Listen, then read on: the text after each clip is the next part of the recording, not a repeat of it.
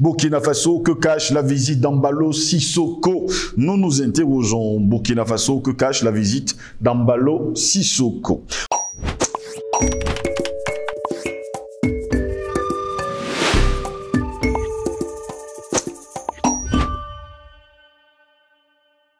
Mesdames, Messieurs, bonjour, très heureux de vous retrouver sur cette chaîne de télévision que vous aimez tant, Panafricaniste TV, qui vous apporte le meilleur de l'information sur un plateau d'or. Bienvenue à toutes et à tous à cette autre édition de Parole panafricaniste. Le président en exercice de la CEDEAO a rencontré donc le président burkinabé de la transition, le capitaine Ibrahim Traoré, ce mercredi 11 janvier 2023. Au menu des échanges, la conduite de la transition, le soutien de la CEDEAO et le rôle que pourraient jouer certains partenaires comme la France dans la lutte contre le terrorisme.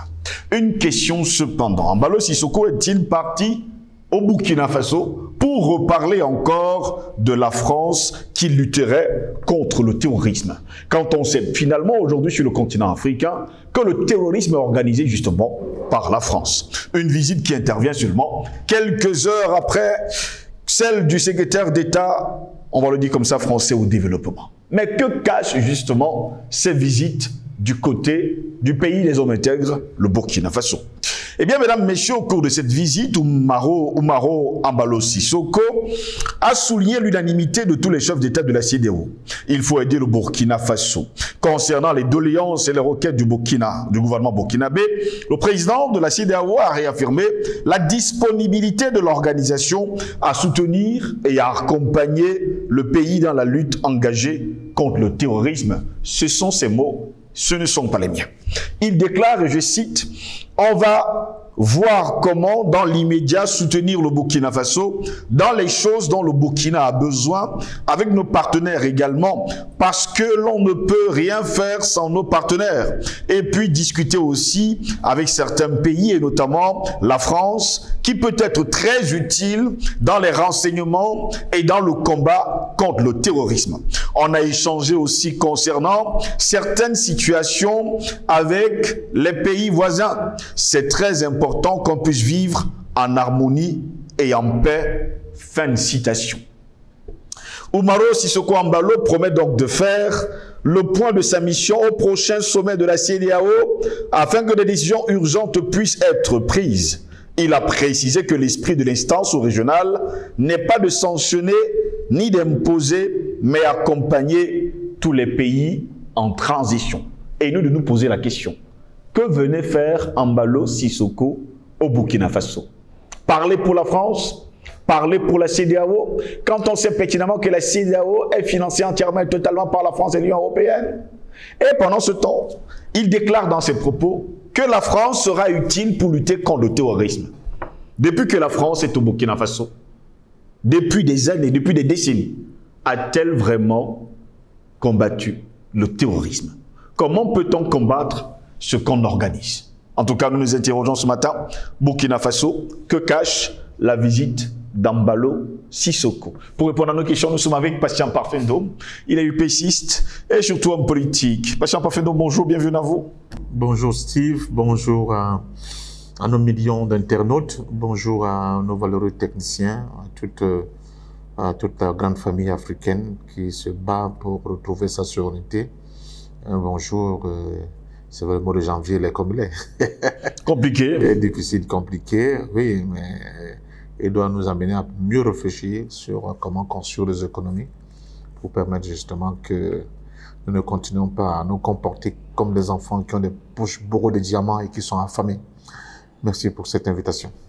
Patient Parfendom, je vais aller de but en bas. Que faisait Embalo Sissoko au Burkina Faso? Mais Embalo Sissoko se comporte aujourd'hui comme... il se comporte de plus en plus comme un honorable correspondant à la solde de l'impérialisme et des renseignements occidentaux et français. N'oublions pas que Paris ne digère pas encore le déconvenu multiple et incessant qui ne cesse de subir sur le continent africain. Même dans les espaces où il pensait que tout était gagné, qu'il ne fallait faire aucun effort pour rappeler les brebis égarés à l'ordre, il fait face à des formes de résistance qu'il n'avait jamais imaginées. Et quand un pays aussi vil comme c'est le cas de la France, est dans cette posture, il faut faire très, très attention. Il faut faire très attention parce qu'il va utiliser plusieurs méthodes, plusieurs subterfuges, plusieurs tentatives de contournement pour essayer d'atteindre sa cible qui n'est rien d'autre que de détruire cette nouvelle résistance en construction sur notre continent. Et quand on a écouté le président Macron lors de l'une de ses dernières tournées sur le continent africain qui s'est achevée, je pense, par la Guinée-Bissau, il a été clair. Il a été clair sur un certain nombre de sujets. Et ce que je retiens, c'est que la France ne va pas baisser le bras, elle ne va pas abdiguer. Elle a, à mon sens, recruté M. Embalo Sissoko parce qu'on a promis beaucoup d'argent, des milliards, des dizaines et des milliards, n'est-ce pas, à la Guinée-Bissau, c'est se comporter comme un bon élève. Donc, Embalo Sissoko, tout simplement, est en train de faire un peu son job, quoi, son devoir, d'essayer de vendre l'image de la France auprès de ses pairs, surtout de sa posture de président de la CEDEAO. Il va en profiter à fond pour essayer de ramener, n'est-ce pas, à la bergerie ces brebis égarés qui sont aujourd'hui de Mali, de Burkina, etc. Mais le propre de ces agents-là, c'est qu'ils n'ont pas foi aux yeux, ils n'ont pas honte, et souvent, ils ont un zèle démesuré au point de faire des propositions indécentes à des partenaires qui, eux, sont déjà au fait des difficultés qui sont les leurs et des chemins qu'il faut prendre s'il veut sortir de ces difficultés-là. Donc, M. Embalo Sissoko, de mon point de vue, il est dans son rôle. Il essaie tout simplement de tordre le cou ou bien le bras à certains de ses interlocuteurs en vendant le projet occidental et le projet français, en leur donnant l'impression que ces gens-là, c'est le cas de la France par exemple, n'est pas là parce que elle en veut à qui que ce soit, mais que la France est là pour le bien-être des Africains que nous sommes. Elle est prête à apporter son aide, son assistance à la fois militaire, diplomatique et tout ce que vous voulez pour mettre fin à cette hydre djihadiste qui écume la bande sahélienne. Tout le monde voit bien que c'est faux, parce que ça fait des décennies que cette affaire-là dure. S'ils avaient la volonté de le faire, ils l'auraient fait. Et le mal lui en prend aujourd'hui, parce qu'il y a des éléments de comparaison. Regardez, tout ce qui est qu'on peut mettre dans le cadre de l'aide que les Occidentaux apportent à M. Zelensky, ce comédien-là, le comédien de Kiev. Regardez, dans les proportions et dans les temps, c'est quand même scandaleux d'entendre la France dire qu'elle va aider l'Afrique et quand on fait un ratio, un calcul en termes de pourcentage de l'aide que Paris a apporté aux comédiens de Kiev et ce qu'il a apporté à toute l'Afrique depuis des décennies, il n'y a pas match. Donc, nous avons vu, nous avons compris, nous savons où sont leurs intérêts. Et nous savons que pour eux, nous sommes moins que des serpillères. C'est ça la vérité. Donc, arrêtez de nous faire prendre, quand tu nous fais prendre des versets pour des lanternes, ce n'est pas le petit discours de M. Embalo Sissoko qui va modifier cette réalité. La réalité, elle est là.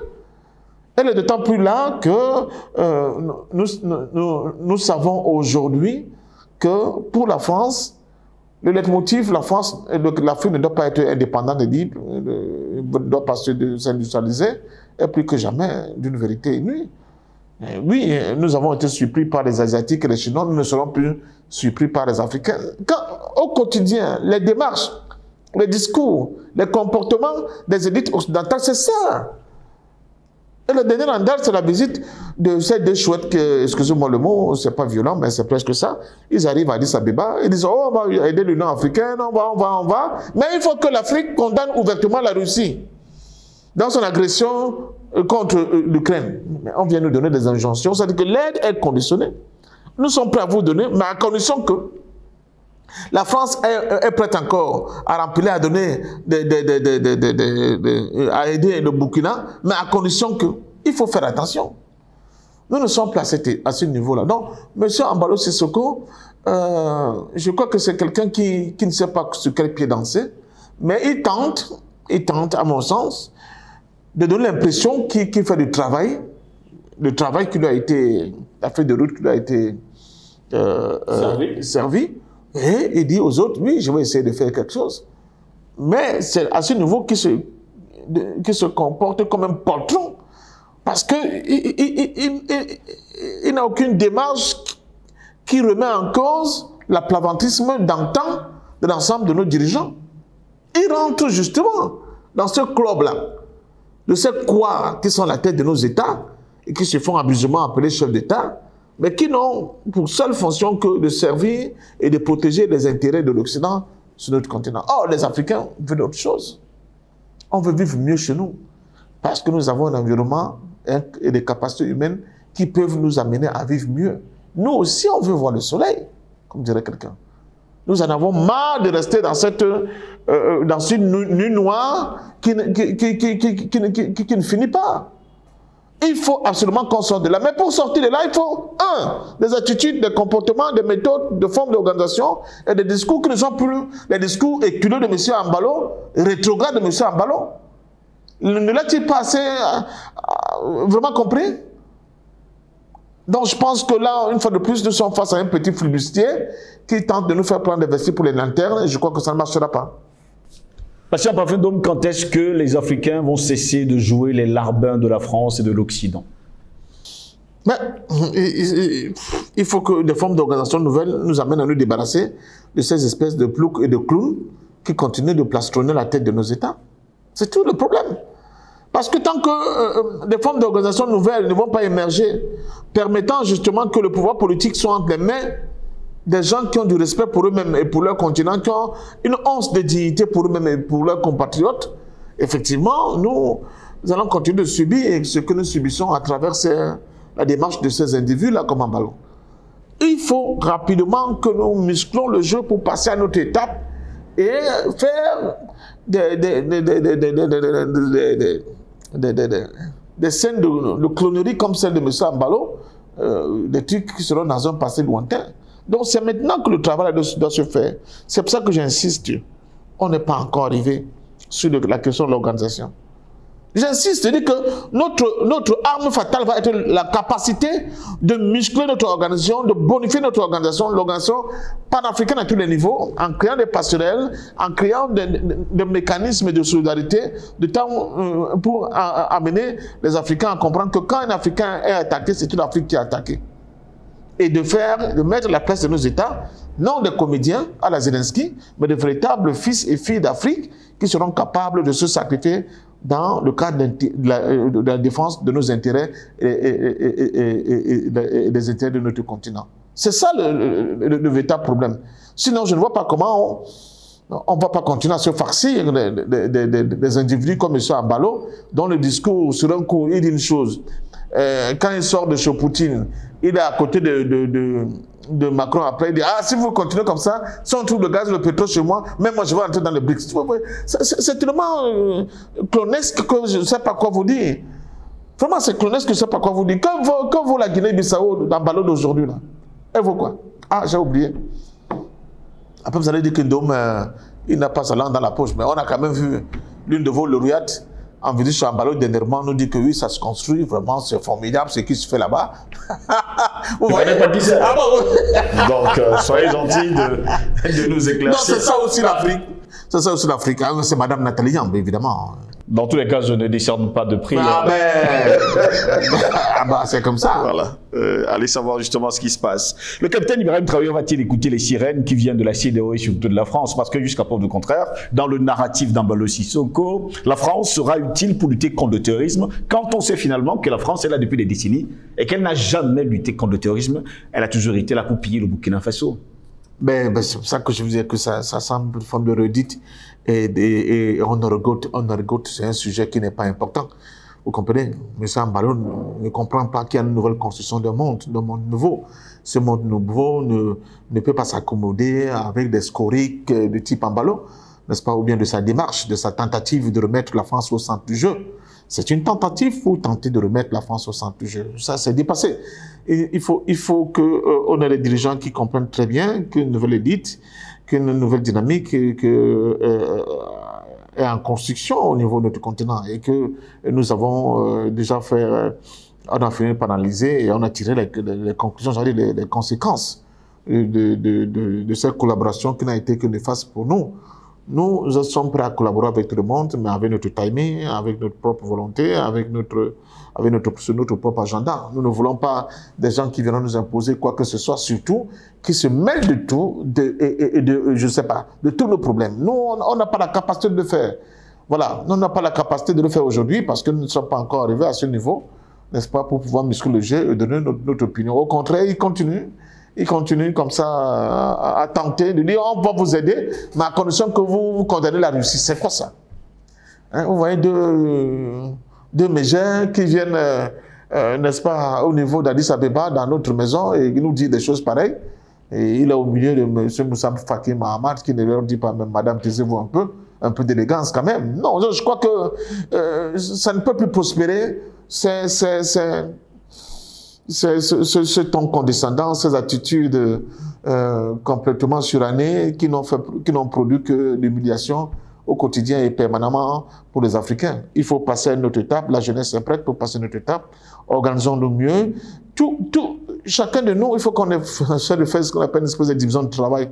Il y a des gens qui sont faits pour tenir ce discours que je tiens sur ce plateau, d'autres gens qui doivent être là pour construire, pour organiser, pour former, pour éduquer, etc., etc. Il faut le faire. Il faut vraiment qu'il y ait des véritables bénévoles à la cause panafricaine, des véritables soldats et amazones à la cause panafricaine, la vraie, et non, bon, des gens qui n'ont pas compris le sens de l'histoire et qui continuent de jouer un peu les clowns de service pour plaire à l'Occident et nous faire perdre du temps. C'est justement, à écouter en ballot, c'est comme des femmes qui ont des problèmes dans leur communauté autour d'elles, mais qui passent le temps à regarder les télénovelas, alors qu'elles pouvaient s'impliquer davantage pour apporter un déjeuner mieux à leur environnement et à leur société. La visite d'Embalo Sissoko intervient quelques heures seulement après la visite de la secrétaire d'État française qui était venue également pour les mêmes causes. Cela veut dire demander justement aux autorités burkinabées de faire revenir la France parce qu'elle sera utile pour lutter contre le terrorisme. C'était un bon timing ou bien c'était pour mettre la pression sur le capitaine Ibrahim Traoré? Tu sais, quand un séisme ou bien un tsunami se produit, il y a des répliques. Bon, voilà, je crois que vous avez compris. Ça fait partie des répliques. Une vague, deuxième vague, troisième vague. Il y a encore des vagues qui vont arriver. Pourquoi? Parce qu'ils se rendent bien compte que la nouvelle orientation du capitaine Ibrahim Traoré et de son gouvernement prend une tangence qui est à l'opposé complètement, n'est-ce pas, des eaux douillettes de la Seine. Donc, ils se rendent compte que si rien n'est fait, ils vont tout perdre. D'abord, l'influence française en Afrique, qui est complètement en dégringolade, ça fait partie de l'un des thèmes favoris dans les médias français aujourd'hui. Il faut regarder les médias français, il faut les écouter. C'est que ils se disent, attention, mais qu'est-ce qu'on a fait à ces gens? Ils sont en train de nous tourner le dos, malgré tout le sacrifice que nous avons consenti pour eux. Vous voyez comment les gens sont des hypocrites. Donc, attention. Donc, ils sont bien conscients de cela. Ils voient le Mali, qui vient de fêter sa journée de la dignité et de la souveraineté, qui décide de refonder un nouvel État malien basé sur des valeurs maliennes, sur la protection des intérêts maliens, etc., etc. Donc, ils prennent peur. Si aujourd'hui, c'est passé presque inaperçu, le fait que les lingots d'or maliens sont battus sur le sol malien avec les stampides de Mali aujourd'hui. Vous voyez, si le Burkina, qui est aussi un grand producteur d'or, peut-être seulement le cas de l'or, mais les enjeux sont encore multiples, rentre aussi dans le même cheminement que le Mali, ce que la France va perdre, vous et moi, peut-être on fait semblant de ne pas le comprendre, mais c'est énorme. Et si ça, cette propension prend de la valeur en termes de taches d'huile et continue de s'aimer un peu partout sur le continent, à terme, la France va tout perdre. Si la France perd ce qu'il appelle son précaré en Afrique, elle va dégringoler. Je ne sais pas de quelle position là aujourd'hui, de tout pas de 5e, de tout de 7e, peut-être à la 20e position. Donc ce n'est pas un jeu d'enfant. Et ce n'est d'autant pas un jeu d'enfant que quand j'entends par exemple que M. Ouattara a envoyé comment vous appelez, une invitation au président Assimi Goïta pour se rendre à Abidjan. Le président Assimi Goïta, n'acceptez pas. Ne validez pas cette invitation-là. N'y allez pas, ce n'est pas le moment. N'y allez pas où. Moi, je dis comme ça là. La même chose, c'est pour M. Ibrahim Traoré. Si vous savez, ces gens-là, ils procèdent d'abord par la corruption. Moi, je suis sûr que, au-delà du discours que nous voulons revenir, il y a eu une affaire d'un pactole de biais qui a été mis en place. Pour vous, on peut faire ça. Les Damiba, ils sont tombés dans ce piège. Si vous n'allez pas trop du côté de l'autre, tenez un peu un discours qui est contraire au discours malien, voilà ce qu'on va vous donner. C'est tout. Vos enfants auront ceci, vous aurez ceci.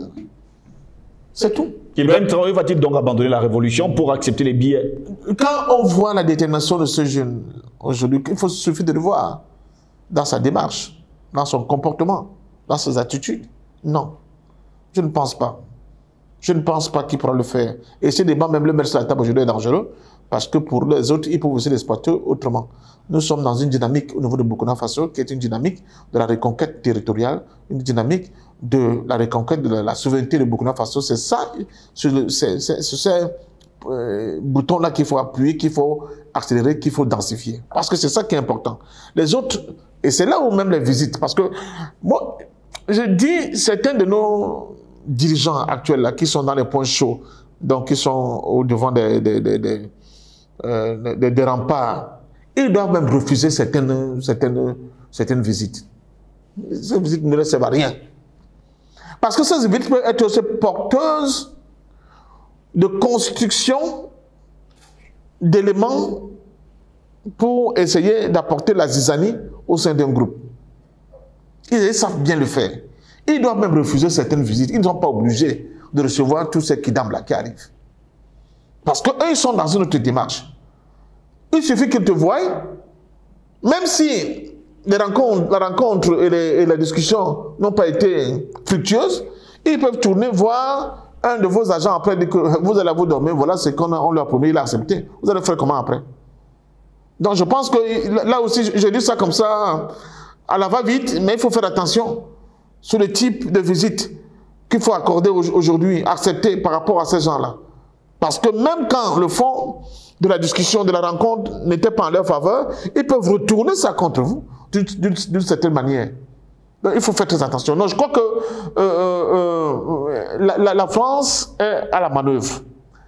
Et ils ont utilisé l'un de leurs agents, de leur agent, qui est M. Ambalo Sissoko, qui, du fait qu'il est président de la CEDEAO, a tenté d'essayer de convaincre Ibrahim Traoré qu'il aurait intérêt à renouer, à redonner la place à la France au niveau de Burkina Faso.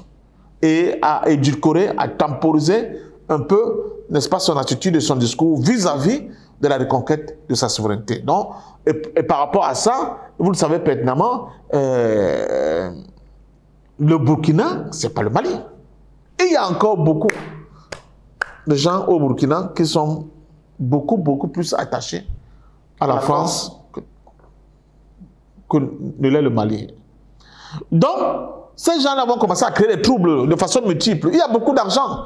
Seulement pour essayer d'inverser la tendance au niveau des médias sociaux. Les gars ont mis 14 milliards sur la table. Ils peuvent corrompre n'importe qui. Il faut être des gens un peu comme nous qui ne savons plus ce que c'est la corruption, sinon on serait tombé dans cette pièce depuis très longtemps pour leur résister, puisqu'ils m'ont contacté. Et ils m'ont dit, tu n'auras plus de problème de visa, tu ne machin truc, et puis voilà ce qu'il y a sur la table. Et ils continuent, hein. Ils continuent, je ne vais pas donner d'autres noms, ils continuent. Pas seulement pour moi, mais pour les gens qui tournent autour de notre galaxie, ils tentent. C'est-à-dire, la question c'est comment on va faire pour élaborer un discours et modifier le sentiment anti-français. Et ils sont dans cette dynamique. Ils essayent, ils ne dorment plus parce qu'ils voient ce qu'ils sont en train de perdre. Et ils l'ont dit au sérieux, à travers vos médias là, vos gars de l'UPC et ceux qui sont non loin de là, dans ce cercle-là, ils sont en train de nous faire perdre notre précaré. Ils l'ont dit. Ces Français-là. Ils l'ont dit ouvertement. Donc nous disons au président Ibrahim Traoré, attention. Attention. vous n'êtes pas, Excellence, vous n'êtes pas obligé de recevoir tout le monde. Ce n'est pas le moment. Attendons quand la situation va évoluer pour le bien des Africains. Dans ce cas-là, ayant bien assis votre pouvoir, vous serez en capacité de recevoir qui vous voulez dans des conditions que vous allez exiger. Pour l'instant, nous sommes vraiment sur un fil. Nous sommes sur un fil et les tentatives, même d'assassinat, ce n'est pas exclu. Donc, ne donnons pas l'impression que tout est bien dans le meilleur monde possible. C'est faux. Les autres ils sont aux abois. Et ils sont tellement aux abois que, bon, la première fois, ça va la corruption. Quand ils vont se rendre compte que la corruption ne marche pas, ils vont essayer de procéder par des éliminations physiques. Ou bien par la création des années entre les équipes dirigeantes. C'est toujours comme ça, Sankara. Compaoré sont là pour nous parler, exactement, pour nous instruire de ce dont ils sont capables. Quand ils se rendent compte qu'ils n'ont pas été dans la possibilité de retourner la situation à leur avantage, ils prennent l'un, ils le bichonnent, ils le retournent contre le frère, et c'est ça l'affaire. Justement, on parle de Burkina Faso. Donc faites très attention. Non, je veux dire que c'est une expérience qui est derrière nous. C'est une expérience qui est derrière nous, dont nous devons être en capacité de bien tirer le son de cette expérience douloureuse pour ne pas la reproduire. Et c'est ça, là on voit l'importance de l'histoire. Pour ne pas la reproduire, mais ils vont tenter. Ils passent par la corruption, par la création de splits dans l'équipe dirigeante. Si ça ne marche pas, là ils vont passer à l'étape fatale qui est la suppression pure et simple des vies humaines. Merci à vous, patient parfait d'homme d'avoir été de nôtres ce matin. C'est moi qui vous dis merci. Je dis bravo et beaucoup de soutien au peuple de Burkina Faso. Bravo et beaucoup de soutien au capitaine Ibrahim Traoré et à toute son équipe dirigeante, sans oublier le peuple malien. Je dis au capitaine Ibrahim Traoré, il y a certains actes que vous posez qui nous font honneur, qui nous rassurent. Tenez ferme, tenez bon. Nous savons les pressions multiples, variées auxquelles vous faites face actuellement. Mais nous pouvons vous dire une chose. Comme Thomas Sankara, il faut savoir que ce qui est important, c'est la dignité de l'homme noir tout court. Merci pour cette invitation. Mesdames, Messieurs, c'est toujours un réel plaisir de vous retrouver, en espérant vous retrouver très prochainement pour une nouvelle édition de Parole panafricaniste. Restez sur Panafricaniste TV. L'information est en continu sur notre chaîne, 24h sur 24. Bonne journée à toutes et à tous.